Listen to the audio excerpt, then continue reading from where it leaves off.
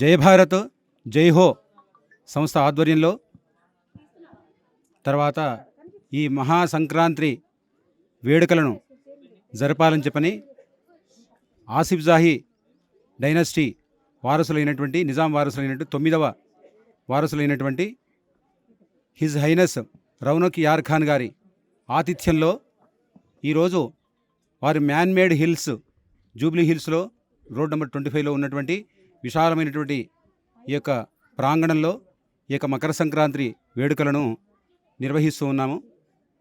తర్వాత మకర సంక్రాంతి అనేటువంటిది చాలా పర్వదినము.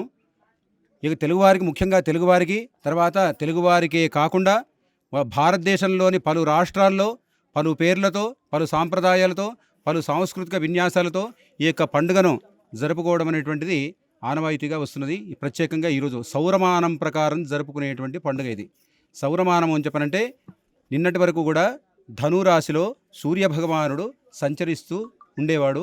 తర్వాత ఈరోజు మకర సంక్రమణ అంటే మకర రాశిలోకి ప్రవేశిస్తూ ఉన్నాడు.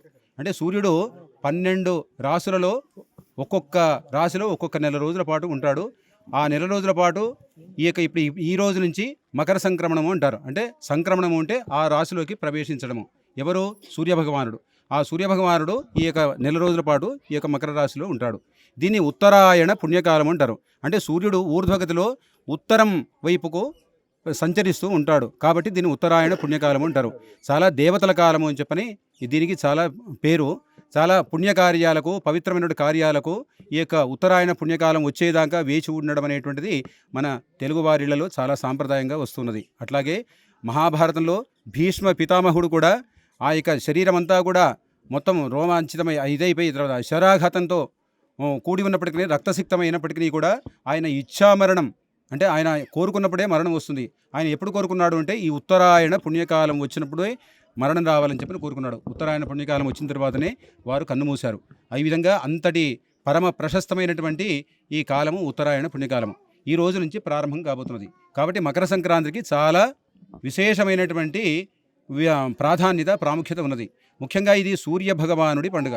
సూర్యభగవానుడి యొక్క ఆ యొక్క ఉత్తరాయణ పుణ్యకాలంలో ప్రవేశిస్తాడు కాబట్టి ఆ సూర్యభగవానుడి ఆరాధన జరుగుతుంది. ఇప్పుడు ఆ సూర్యభగవాను ఈ కాలంలో ప్రశస్తమైనటువంటి నువ్వులు, తర్వాత బెల్లము మొదలైనటువంటి సమస్త సుగంధ ద్రవ్యాలతో చేకూర్చినటువంటి పులగం ప్రసాదాన్ని, తర్వాత నువ్వుల చేత పిండి వంటలను, అరిసెలు, తర్వాత బొబ్బట్లు, అలాంటి పిండి వంటల సంక్రాంతి పర్వదిన విశిష్టమైనటువంటి ఆ యొక్క పిండి వంటలను ఇప్పుడు మనందరం కూడా ఇక్కడ మనం రుచి చూడబోతున్నాము, ఆస్వాదించబోతున్నాము.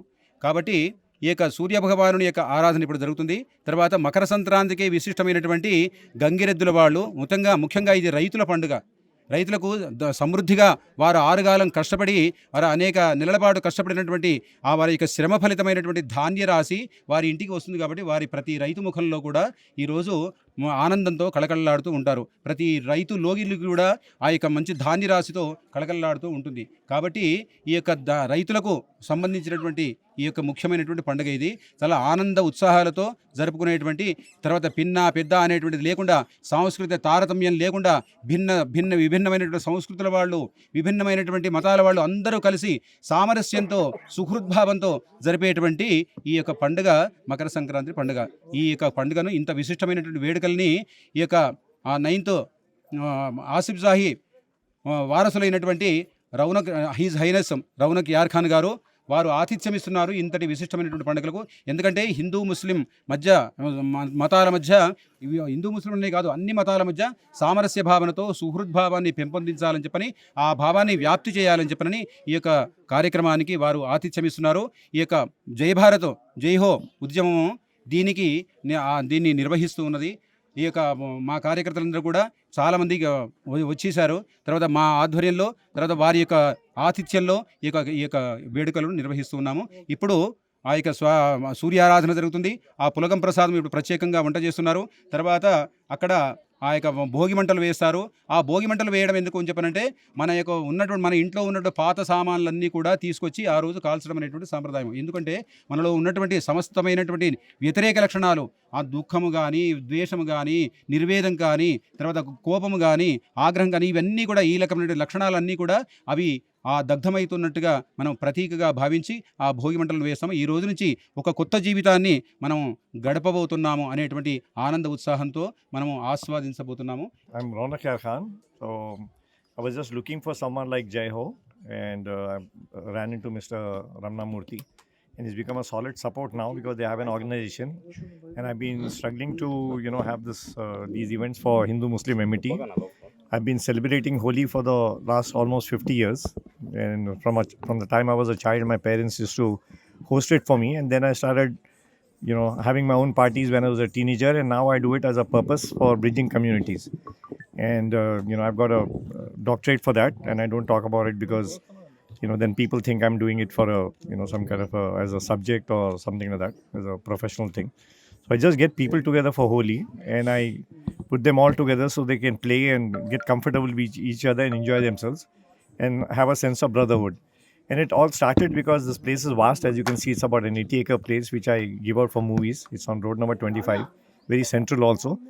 So, when we played Holi here, it would not spoil any houses and all that. All my other friends, they lived in houses which were painted and the color would get spoiled with Holi colors and all that.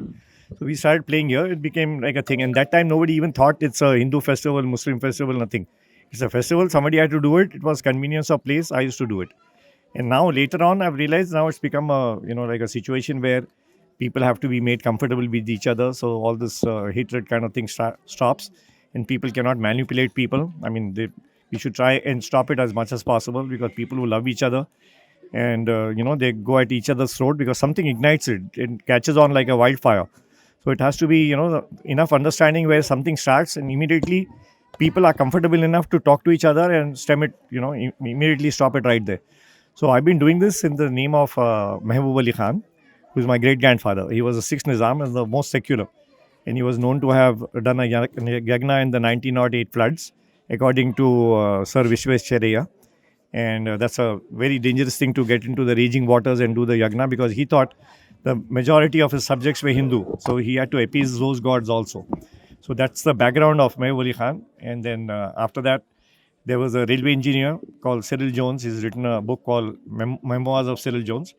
The railway line from Hyderabad to Bombay was the first railway line, and he was the engineer, and it belonged to Mehboob Ali Khan. It was a private railway line. And he maintained a logbook about different things he came across while laying the tracks. So he met a lot of people who had made small domes, and they kind of asked for favors at the dome, like you do for a deity, and maybe they treated the dome itself as a representation of Mehboob Ali Khan, and or maybe they kept a deity. They have to go there and investigate. The closest place like that is 190 kilometers in Jatprol, and one of my friends owns that place. So I'll probably go with him. But this place I'm talking about is Nanded. So people used to go and pray at the temples, and in Muslims it's very restricted to, go and pray at a, go pray to a person. Like in Muslims are anyway just maybe 15% of the Indian population. In that, maybe 10 are Sunni who are not supposed to go to graves and all for asking for favors. So it leaves a very small portion, maybe 2-3%, and that too they have to be religious. So the majority of the people going, because the higher population was Hindus, because there's no restricting them. So all this is accounted very well by Sarojini Naidu, who was a very great author, freedom fighter, everything. She was a literary giant, and she's covered in a couple of letters in a book called Untold Charminar by Sayyida Iman. And she's incorporated a couple of Sarojini Naidu's letters, and she talks about different aspects of Mehboob Ali Khan and how after he died also people would go to his grave, and if you're starting a small business, you go and promise at the grave that you'll feed the poor, and in the name of Mehboob Ali Khan, if they succeed. So even after he died, people had faith in him. So while he was alive also, like she talked about in a letter why she could not make it to a meeting. She said it's almost like a family member dying. So I'm not saying it word to word, but she's saying it was so much of a shock. It's more than a loss of a family member. So there are many instances like that. So I decided to have it in the name because it's a perfect example of communal harmony. So I want to revive his name. And the last Nizam, they had some problem with the Razakas and all that. I don't think he was willingly involved, but he got manipulated or arm twisted into doing something. So last 2-3 years of the Nizam rule, which is 224 years, was spoiled, marred by the Razakars' intervention. So, ignoring that, everybody from the beginning to end, starting from the first Nizam, and they were, meritorious. They belonged to the first Khalifa's line of, bloodline. The first Khalifa was after the Prophet passed away. The first Khalifa was chosen according to Ijma, which is consensus. So even there in Islam, there was like a voting. It was, the first the first Prophet, his succession was the first ever, the first example ever of a succession. And they did not choose a bloodline, they chose a person who was meritorious, who had the right merits for it. And his name was Abu Bakr Siddiqui, whose descendants the Nizamza. And even the first Nizam, he nominated his daughter's son called Muzaffar. His daughter was Khairun-Nisa, and he had 6 children who were all capable at different times. 3-4 of them sat on the throne also. For some reason, they're not mentioned. There are reasons. I'm getting that investigated. Today agenda is So- what about the Hindu Muslim is a collaboration festival to Sankranti is a point of the day. No, that point, I'm coming to that point. I'm saying that they were very particular that had this Hindu-Muslim enmity from the very beginning. So I want to revive that tradition of the Nizams because they were ruling here till about 70 years back and they ruled for 240 years.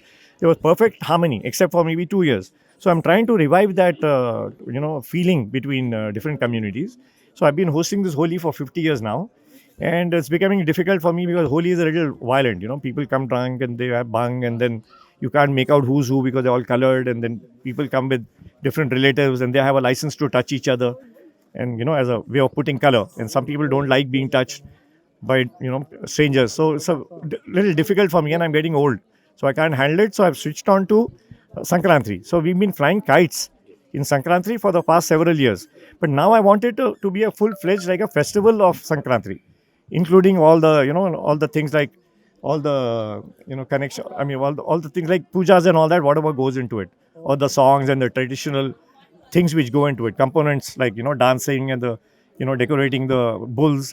Yeah. So I have to learn the story behind it. Certain things I don't know, but I'm learning now. We are starting from today now with the support of Jai Bharat and Jai Ho. I can go a long way because I have a support system now. There's a structure there and they know more about different faiths and all that. I have someone to study it and investigate into things and all that. So I'm going to take it forward from now on. So today is probably the first day where it's such a comprehensive kind of a celebration of Sankranti, not just flying kites, because people just fly kites. A lot of people don't know beyond that. And I want people to learn the culture of India. Okay. Maybe it's Hindu, maybe it's Muslim, whatever. It's a culture of India anyway. So it should be, appreciated by people. It should be explained properly. Like a lot of people don't know certain things they do. They don't even know why they're doing it, but they're doing it just because somebody else is doing it. So there's always a philosophy behind it. So I want to start an investigation of having scholars who will investigate into all that, and educate other people. So at least why you're doing it. Maybe some things are traditional, some things are maybe superstitious, and some things are to do with religion. But all that is part of India. Okay, sir. So I want that to come out. Thank